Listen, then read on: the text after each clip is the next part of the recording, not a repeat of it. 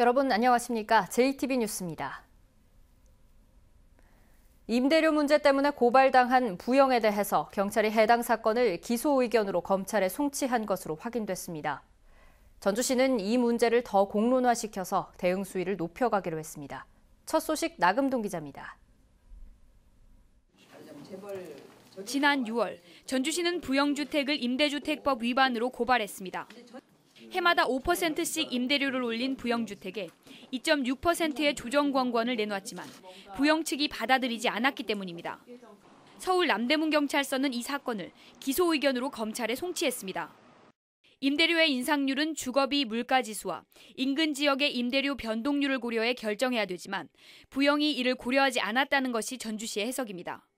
주거비 물가지수는 고려하지 않고 하가 지역의 분양 아파트 주택가격 변동률만을 적용을 했습니다. 그 사항이 위법하다고 판단이 됩니다. 이에 대해서 부영 측은 조사 중인 사안을 언론에 공개한 것은 과도한 행위라며 불쾌감을 드러냈습니다. 그리고 2016년과 2017년의 임대료 결정은 관련 법규에 따른 것으로 아무 하자가 없다는 입장을 고수했습니다. 미리 언론에 공표한 것으로 이는 과도한 행위이자 당사의 명예를 부당하게 훼손하는 행위입니다. 당사는 관련 법규를 정확히 준수하였습니다. 물론 다수의 법무부로부터 확인도 받았습니다. 전주시는 부영 측의 2017년분 임대료에 대해서도 법 위반 여부를 따지겠다는 입장입니다. 경찰의 이번 결정으로 부영 측의 임대료 인하를 촉구하고 있는 다른 자치단체들의 대응에도 적지 않은 영향을 줄 것으로 예상되고 있습니다. JTB 뉴스 나금동입니다. 부영건설이 서남대 인수를 놓고 오락가락하고 있습니다. 국회의원을 통해 인수 의사를 흘리다가 어제는 공식적으로 사실무근이라는 입장을 밝혔습니다. 무리한 인수 조건을 내걸고 있어서 과연 서남대 인수 의지가 있는지도 투명하지 않습니다. 조창현 기자입니다. 국회 유성엽 의원은 지난주 부영건설이 서남대 인수 의사를 밝혀온 바 있다고 말했습니다. 인수 조건은 이사진 8명의 전원 교체라고 덧붙였습니다. 사실상 지분 100%를 요구하는 것으로 구 재단은 물론 교육부를 모두 배제하는 것입니다. 하지만 학교 인수 시 구 재단의 지분을 일부 인정해주는 현행 법과 충돌하는 조건이어서 법적으로 어려움이 예상됩니다. 부영건설은 또 서남대에게는 교직원 전원 사표를 요구했습니다. 인수 시 발생할 구조 조정의 갈등을 미리 차단하겠다는 의미로 해석됩니다. 서남대 교수회는 지난주 학교 정상화에 걸림돌을 없애기 위해 전원 사표 제출을 결정했습니다. 정상기관이 좋았을 경우에 구조조정이나 저기에 유연하게 대응하겠다 이겁니다. 이를 갖다 보여주겠다 이겁니다. 급박하게 상황이 흘러가고 있는 가운데 부영그룹은 서남대 인수설에 대해 사실무근이라고 공식 밝혔습니다. 2년 전 서남대 인수전에 나서 실패한 부영건설이 최근 무리한 조건을 달아 인수 의사를 흘린 뒤 여론과 정치권의 추이를 지켜보는 것이라는 분석도 나오고 있습니다. 교육부는 새로운 인수기관은 거론된 적 없다며 예정된 행정 절차를 진행하겠다고 밝혔습니다. 저희가 지금 결정할 수 있는 상황이 아니고요. 그런 다음에 방향이나 이런 부분은 결정할 사항이에요. 정책적 결정이 필요한 부분이기 때문에. 비리, 부실 대학은 과감히 정리하겠다는 현 정부의 정책 기조가 강한 상황에서 부영건설의 까다로운 인수 조건으로는 서남대 회생에 불씨를 살리기에는 어려움이 있어 보입니다. JTB 뉴스 조창현입니다. 경북 포항의 지진 이재민들이 내진 설계도 안 된 곳에 머물면서 대피소 관리가 허술하다는 지적이 나오는데요. 정부가 국민재난안전포털이라는 인터넷 사이트에 대피소 정보를 안내하고 있는데 신뢰하기가 쉽지 않습니다. 권대성 기자입니다. 국민재난안전포털의 지진 실내 구호소로 나와 있는 전주의 한 초등학교입니다. 내진 설계가 되어 있어 지진 피해 이재민이 장기간 머무를 수 있다는 시설물입니다. 이 같은 실내 구호소는 전북 14개 시군에서 모두 140곳이 지정된 것으로 집계됐습니다. 그런데 일부 시군은 인구 수에 비해 구호소가 턱없이 적은 것으로 분석됩니다. 전주의 경우 실내 구호소는 8곳, 수용 가능한 이재민 수를 계산해보니 2,000명으로 전체 인구 65만 명의 0.3%에 불과합니다. 그나마 각종 재난 대비 임시 주거 시설은 14개 시군에 468곳이 지정돼 있는데 내진 기능을 갖춘 곳은 40%밖에 안 됩니다. 순창구는 내진 기능을 갖춘 곳이 한 곳도 없습니다. 문제는 이런 정보가 정확한 건지 믿기도 힘들다는 점입니다. 실제로 전라북도가 최근 밝힌 대피소는 200곳가량 더 많고 해당 시군들은 최신 자료가 반영되지 않았다고 말합니다. 작년에 9.12 지진, 9.12 경주 지진 있고 나서 지금 저희가 새로 다시 또 확보를 했어요. 아시는데 그 자료는 아직 업데이트가 안 된 것 같은데요. 대피소 안내 표지판도 미흡합니다. 실내 구호소를 겸하는 곳들을 찾아가 보니 옥에 대피소라는 표지판만 붙어 있습니다. 재난 발생 시 1차적으로 안전을 확보해주는 대피소가 정보 제공과 안내부터 혼선을 빚고 있습니다. JTB 뉴스 권대성입니다. 경주에 이어 포항에서 강진이 발생하면서 지진 대피 요령에 관심이 높아지고 있지만 막상 어떻게 해야 하는지 떠오르지 않는 분들이 많을 텐데요.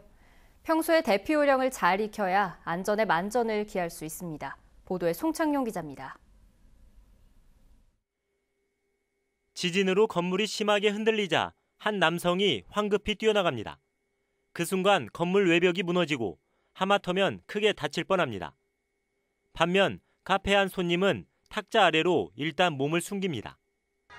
유치원 아이들은 선생님의 지시에 따라 신속하게 대피를 마칩니다.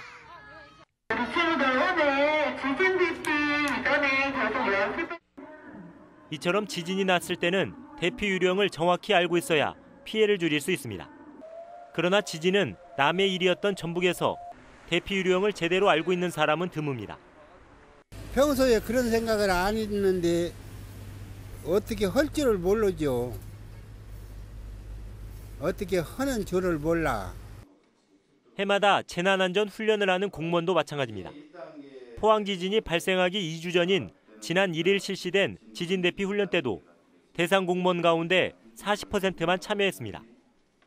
전라북도는 뒤늦게 지진 대피 요령을 담은 동영상을 자체 제작해 배포했습니다. 지진이 일어났을 때 튼튼한 탁자 아래 들어가 몸을 보호하고 흔들림이 약해지면 가스와 전기불을 차단한 후 반드시 출구를 확보합니다. 계단을 이용해 밖으로 대피하고 이동할 때는 건물 담장과 떨어져 이동합니다.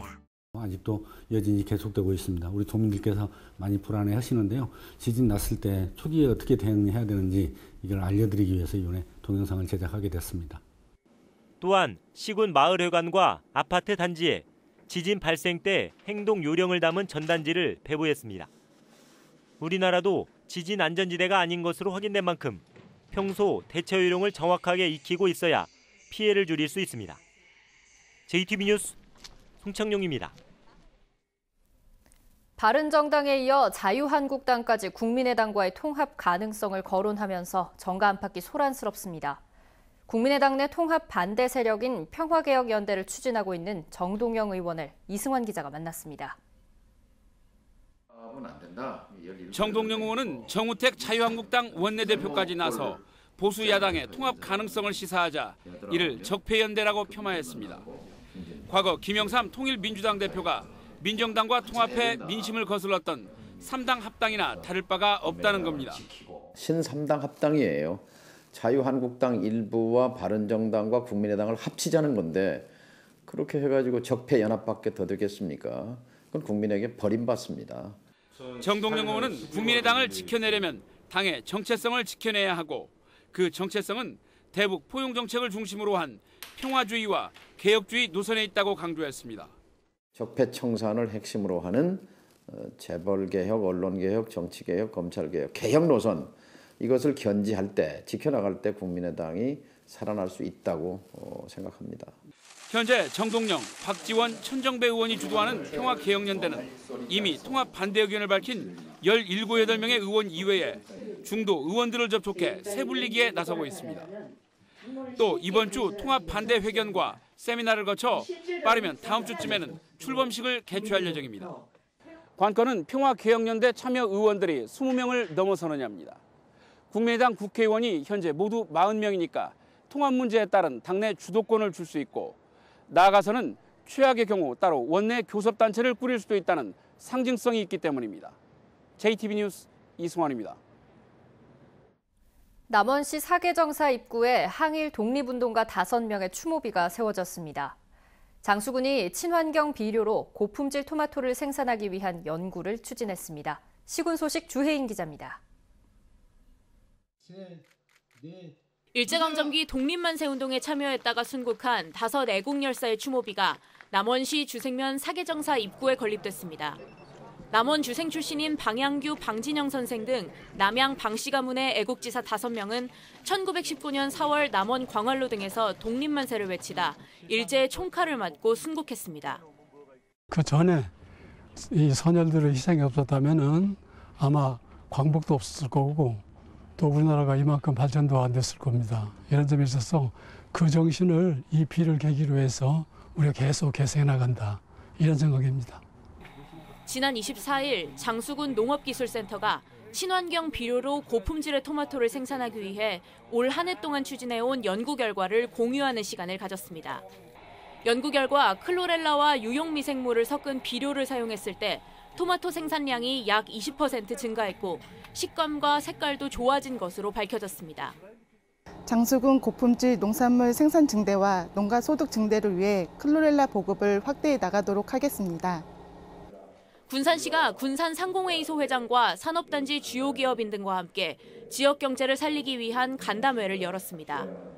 참석한 기업인들은 지역 산업이 경쟁력을 확보하려면 불합리한 규제들을 개선해야 한다고 주장하며 군산시와 함께 지역 경제 활성화를 위한 방안을 논의했습니다. JTB 뉴스 주혜인입니다. 정읍 고부천에 이어 완주 만경강에서 채취한 야생조류 분변에서 AI 바이러스가 검출됐습니다. 농림축산식품부는 AI 바이러스 검출 지점 반경 10km에 대해 21일 동안 이동 통제를 명령하고 소독을 강화하고 있다고 밝혔습니다. 이곳에서는 가금류 농가 375곳이 147만 7천 마리의 닭과 오리를 키우고 있습니다.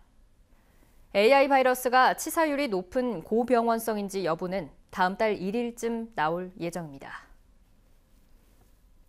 AI 발생 위험이 높은 지역에 있는 오리 농가의 겨울철 오리 사육 일시 중단이 확대됩니다.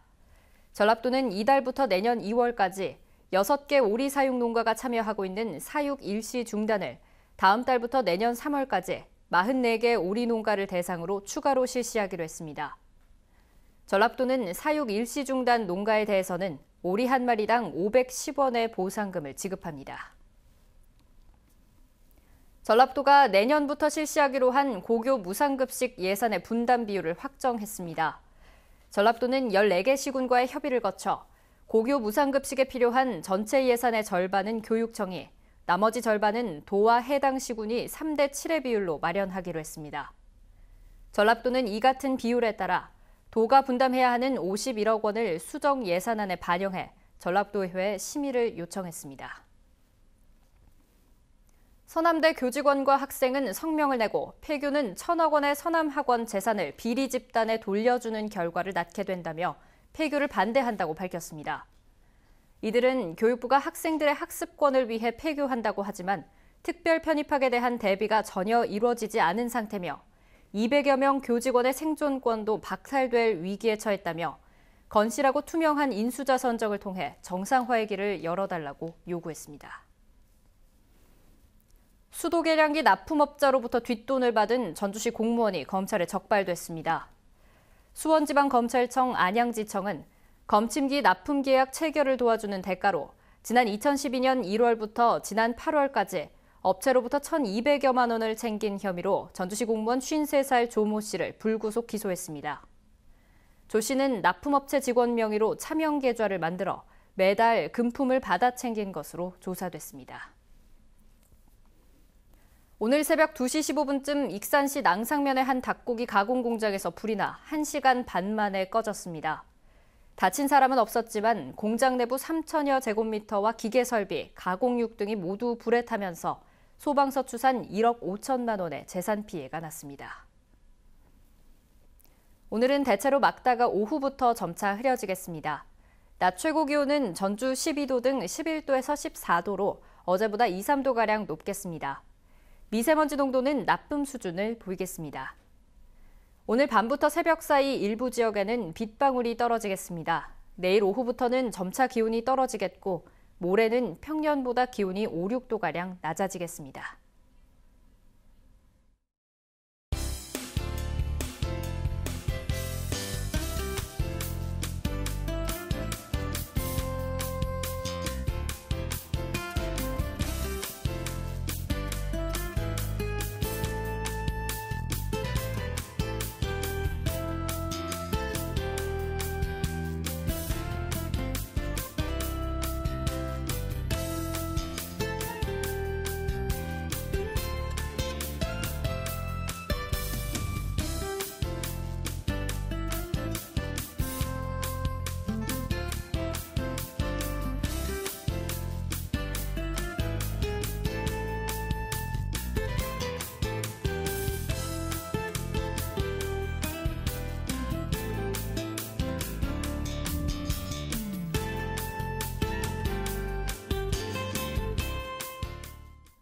JTB 뉴스를 마칩니다. 함께해 주신 여러분 고맙습니다.